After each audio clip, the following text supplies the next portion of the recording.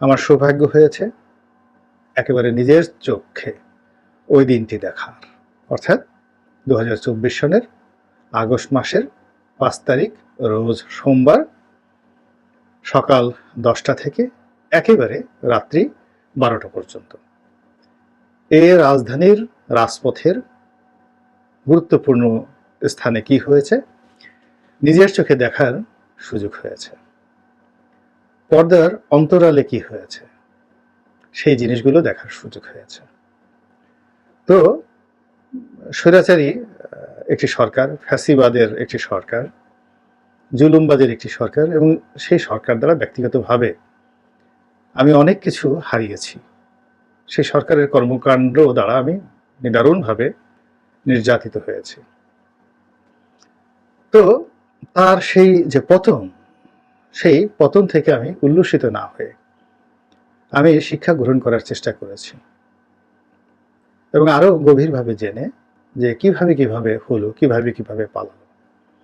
এর কারণ হলো সরকারের অনেক গুরুত্বপূর্ণ কর্তা ব্যক্তির সঙ্গে আমার ব্যক্তিগত সম্পর্ক, শাসক দলের খুবই ঘনিষ্ঠ যারা রয়েছেন, মন্ত্রী, এমপি, সরকারি কর্তা, সামরিক বেসামরিক আমলা, বিচার বিভাগের ঊর্ধ্বতন বিচারপতি মহোদয় থেকে শুরু করে শেখ হাসিনার খুব ঘনিষ্ঠজন যারা ছিলেন তাদের অনেকের সঙ্গে ব্যক্তিগত সম্পর্ক থাকার কারণে ক্ষণে ক্ষণে কি হচ্ছিল আমি টের পাচ্ছিলাম।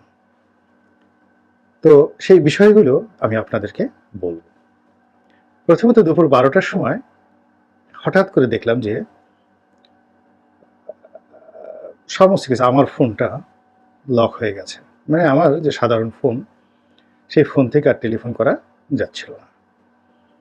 এর মধ্যে সারা দেশে কারফিউ চলছে, ইন্টারনেট সম্পূর্ণভাবে বন্ধ করে দেওয়া হয়েছে। তারপর অনেক জায়গাতে ইলেকট্রিসিটি পর্যন্ত বন্ধ করে দেওয়া হয়েছে, কোনো জায়গাতে পানিও ছিল না ওই তারিখে। তো আমার আরেকটা বিকল্প ফোন ছিল, যে ফোনটির নম্বর অনেকের কাছে নেই, কারোর কাছেই নেই। তো আমি সেই ফোন দিয়ে কথা বললাম। বাংলাদেশের একজন নামকরা রাজনীতিবিদ, এবং আমি জানি যে তার ফোনটা ট্র্যাক হচ্ছে। আর আমার ফোনটা যেখান থেকে যাক না কেন, আমার অন্য নম্বর দিয়ে আমার যে ফোনটা নর্মালি কথাবার্তা বলি, সবাই জানে যে আমি কথা বলি এবং আমি এই সমস্ত কেয়ার করি না। এই জন্য আমি যেন কথা বলতেও না পারি, ইন্টারনেট নিচে যা কিছু নিচে, তারপরে কথাও বলতে না পারি। তো এই জন্য আমার যে সাধারণ ফোনটি, সেই ফোনটি তারা লক করে দিয়েছে, আমি কথা বলতে পারছিলাম না। তো আমি অন্য একটা ফোন দিয়ে এমন একটা লোকের সঙ্গে কথা বললাম যে তার ফোন রেকর্ড হয় এবং সরকারের যারা কর্তা ব্যক্তি তারা যেন সেই বিষয়গুলো শুনতে পারে। তো সেখানে আমি কতগুলো কথা বললাম এবং আমি বললাম যে দুপুর 2টোর সময় সেনাপ্রধান ভাষণ দেবেন, এবং আমার জানা মতে প্রধানমন্ত্রীর সঙ্গে সকাল থেকে তাদের যে বৈঠকগুলো হয়েছে সেখানে জরুরি অবস্থা জারি করার একটা সিদ্ধান্ত গৃহীত হয়েছিল সরকারের অধীনে, এবং সেটাই সেনাপ্রধান দুপুর 2টার সময় বলবেন। তো 12টার সময় আমি বললাম যে সেনাপ্রধানের এই বক্তব্য তো কেউ শুনবে না, টেলিফোনে বলছিস, কেউ শুনবে না। এবং এর কারণ হলো ইন্টারনেট নাই, ইউটিউব নাই, ফেসবুক নাই, এবং এখন মানুষ সামাজিক মাধ্যমকে বেশি বিশ্বাস করে গণমাধ্যমের চাইতে। 2 নম্বর হলো যে টেলিভিশনকে মানুষ বিশ্বাস করে না, এক। আর হলো টেলিভিশনের যে ব্যাপ্তি, এটি এখন খুব অল্প। বেশিরভাগ টেলিভিশন এখন ইন্টারনেটে চলে, কেবল টেলিভিশন খুব কম মানুষে দেখে, অনেক এলাকাতে কারেন্ট নেই। এসব কারণে সেনাপ্রধানের যে বক্তব্য, এটি জনগণের মধ্যে কোনো প্রতিক্রিয়া সৃষ্টি করবে না। দ্বিতীয়ত, শতকরা 90% মানুষ এখন বলতে গেলে রাজপথে, যারা সিদ্ধান্ত নেবেন। তো তাদের কাছে টেলিভিশনে সেনাপ্রধানের বক্তব্য কোনো গুরুত্ব বহন করে না। আর সেনাপ্রধান বক্তব্য দেবেন, এই জন্য রাজপথ ছেড়ে দুপুর 2টার সময় গিয়ে তার বক্তব্য শুনবেন, আমার কাছে মনে হচ্ছে না। ইন্টারনেট চালু না করলে সেনাপ্রধানের এই বক্তব্য মাঠে মারা যাবে। এই বিষয়টি একেবারে একটা টনিকের মতো কাজ করলো, ইনজেকশনের মতো কাজ করলো। দেখলাম যে ওই দিন 15 মিনিটের মধ্যে ইন্টারনেট চালু হয়ে গেছে। আমার কাছে আগেই একটা রিপোর্ট আমি তৈরি করে রেখেছিলাম যে সরকারের পতন হবে। কেন জানি আমি একদিন আগে ভিডিওটা করে রেখেছিলাম, সরকারের পদত্যাগ এই হেডলাইন দিয়ে। আমি যখন ইন্টারনেট আসলো সঙ্গে সঙ্গে দুপুর 1টার সময় আমি ভিডিও আপলোড করে দিলাম যে সরকারের পদত্যাগ। মুহূর্তের মধ্যে সেটা ভাইরাল হয়ে গেল। এরপর হঠাৎ করে সেই 15-20 মিনিটের মধ্যেই সেই ইন্টারনেট খোলার সঙ্গে সঙ্গে জানতে পারলাম যে বিশাল মিছিল এসে যাত্রাবাড়িতে আটকে আছে। বিমানবন্দর উত্তরার যে উত্তরা থেকে বিমানবন্দর পর্যন্ত লোকজন এসে গেছে 1:15টার মধ্যে। বোঝার চেষ্টা করেন, 1:15টার মধ্যে।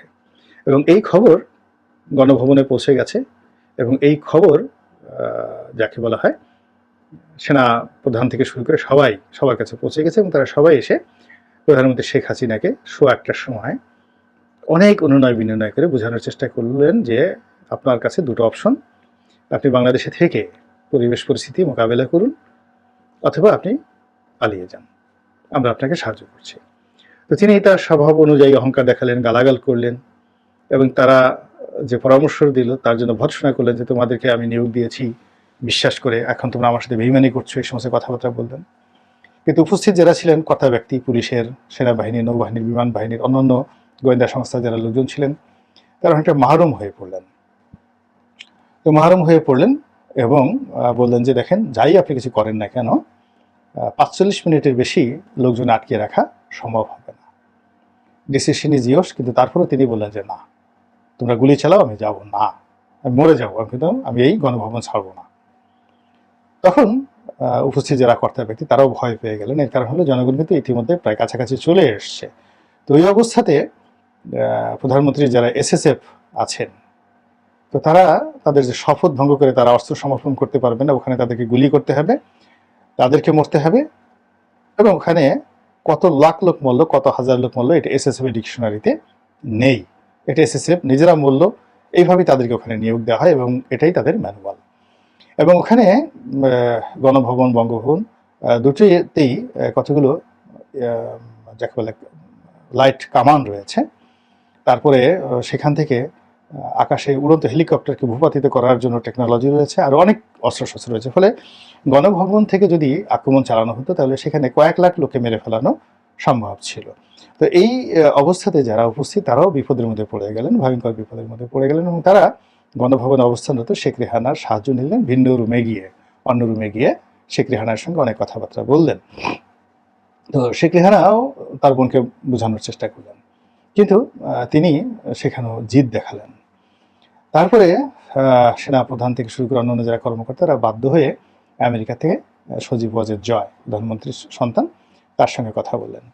তো এখন আমরা সবাই অনেক কথা বলি, কিন্তু এই খবরটা জানার পর আমার খুব ভালো লাগলো যে জনাব সজীব ওয়াজেদ জয় তিনি কিন্তু পরিবেশ পরিস্থিতিটা বুঝতে পারলেন এবং তিনি তার মাকে কনভিন্স করতে পারলেন। এবং আমি তো একটা সময় আওয়ামী লীগ করেছি, তারপর শেখ হাসিনার খুব কাছাকাছি ছিলাম, জয়েরও খুব কাছাকাছি ছিলাম। আমি এই দুজনের সম্পর্ক জানি। জয় পুতুলের সাধারণত প্রধানমন্ত্রীর উপরে কথা বলেন না, প্রধানমন্ত্রী যা বলেন ঠিক অনুগত সন্তানের মতো তারা সেটা চোখ বুঝে পালন করেন, মুখ বুঝে সহ্য করেন এবং তার যে কোনো সিদ্ধান্ত মাথা নুয়ে তারা পালন করেন। তো জয় ঠিক তার সেই যে বেড়ে ওঠা সেই চরিত্র নিয়ে হঠাৎ করে এমন কিছু একটা করেছেন বা বলেছেন যা কিনা খুবই ইনফ্লুয়েন্সিয়াল ছিল এবং শেখ হাসিনার যে আবেগ, সেই আবেগের উপর গিয়ে তার যে বিবেচনার শক্তি বা শেখ হাসিনার যে ক্রোধ, জিদ, সেই জিদকে বঙ্গবন্ধু ভয় পেতেন, সেই জিদের উপরে গিয়ে সজীব ওয়াজেদ জয়ের যে ইনফ্লুয়েন্স, প্রভাব, এটি তার মায়ের উপর বেশি কাজ করেছিল। ফলে জয়ের বক্তব্যে তিনি সিদ্ধান্ত নিলেন যে তিনি পালিয়ে যাবেন। এবং যখন তিনি এই সিদ্ধান্ত নিলেন, অন্যান্য যেগুলো আসছে রেকর্ড করা 45 মিনিট সময়, এই জিনিসগুলো কিন্তু আসলে fake, it's not the right thing. তো এই জয় যখন বললেন তখন তার হাতে সময় ছিল মাত্র 15 মিনিট, অনলি 15 মিনিট। আপনি দেখুন 1:15 থেকে আধা ঘন্টা পর্যন্ত এই আলাপ আলোচনা কিন্তু হয়েছে। এই আলাপ আলোচনার মধ্যে তিনি রাগ হয়েছেন, প্রধানমন্ত্রী তিনি কেঁদেছেন, তিনি হতাশার কথা বলেছেন এবং কাপড় চোপড় গোছানোরও সময় তিনি পাননি। এর কারণ হলো এগুলো গুছিয়ে দেওয়ার মতো তার কোনো প্রস্তুতি ছিল না, একটা পর্যন্ত তো তিনি এই ব্যাপারে চিন্তাই করেননি। ফলে বলতে গেলে তার যে পরনের কাপড় চোপড় যা কিছু ছিল একেবারে ওই অবস্থাতেই তাকে কিন্তু দিল্লি যেতে হয়েছে। এবং আপনারা দেখেন দুপুরের খাবার কিন্তু এই যে যারা গণভবন আক্রমণ করেছে তারা কিন্তু সেখানে গিয়ে দুপুরের খাবার খেয়েছেন, মানে সেখানে দুপুরে রাজকীয় খাবার ছিল, সব রান্না করা ছিল এবং সেইগুলো অক্ষত, তিনি মুখেও দিতে পারেননি, একটু পানিও মুখে দিতে পারেননি। ওই অবস্থাতেই তাকে কিন্তু হেলিকপ্টারে করে ঠিক জাস্ট দুটো ঘড়ির কাঁটায় যখন 2টো বাজে তখন এই গণভবন থেকে হেলিকপ্টারটি যখন উড়ল তখন যারা গণভবনে ঢোকার জন্য অপেক্ষা করছিলেন তারা সম্ভবত মহাখালী পর্যন্ত ছিলেন। মহাখালীর ওই জায়গাটাতে তাদেরকে আটকে রাখা হয়েছিল। এরপরে জনগণকে ছেড়ে দেওয়া হয় এবং তার পরের ঘটনা আমরা কম বেশি সবাই জানি। তো এই হলো শেখ হাসিনার দেশ ত্যাগের আগে 2 ঘন্টার যে বাস্তব রূপ, 12টা থেকে একেবারে সেই দুপুর 2টা পর্যন্ত।